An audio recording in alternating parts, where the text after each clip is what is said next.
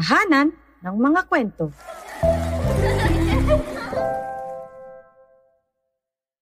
Ang tatlong biik. Noong unang panahon, sa isang malayong lupain, may tatlong magkakapatid na biik. Sila'y masaya at mapagmahal, ngunit dumating ang araw na kinailangan na nilang umalis sa tahanan ng kanilang ina upang magsarili. Bago sila umalis, nagbigay ng payo ang kanilang ina. Mga anak, panahon na upang magsarili kayo, ngunit tandaan ninyo ang mahalagang payo ko.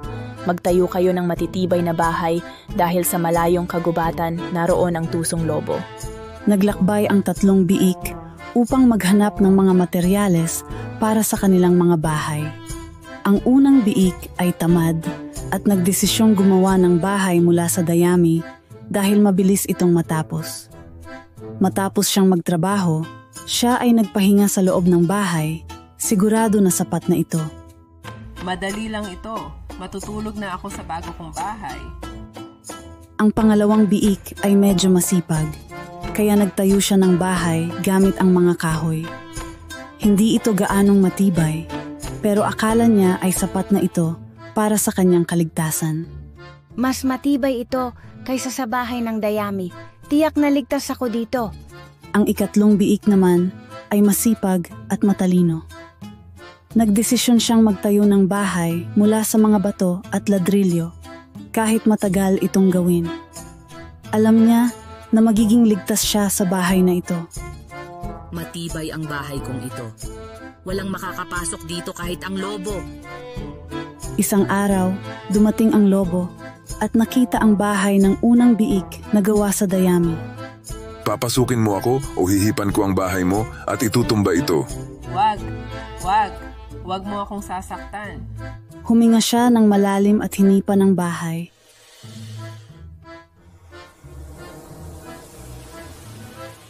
At ito ay natumba kaagad.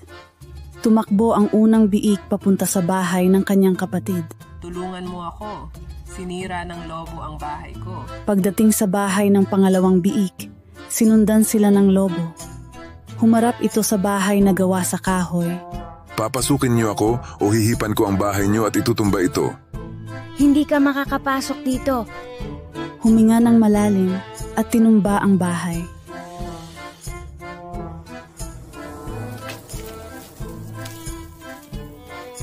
Tumakbo ang dalawang biik papunta sa bahay ng kanilang ikatlong kapatid. Nabuwag ang bahay natin. Bilisan mo, tumakbo tayo. Nang dumating ang lobo sa bahay ng ikatlong biik, nagawa sa ladrilyo, muli niyang sinubukang hipan ang bahay. Hihipan ko ang bahay niyo hanggang sa matumba ito. Subukan mo lang, lobo. Hindi mo kayang pabagsakin ang bahay ko. Ngunit kahit anong gawin ng lobo, hindi natumba ang bahay.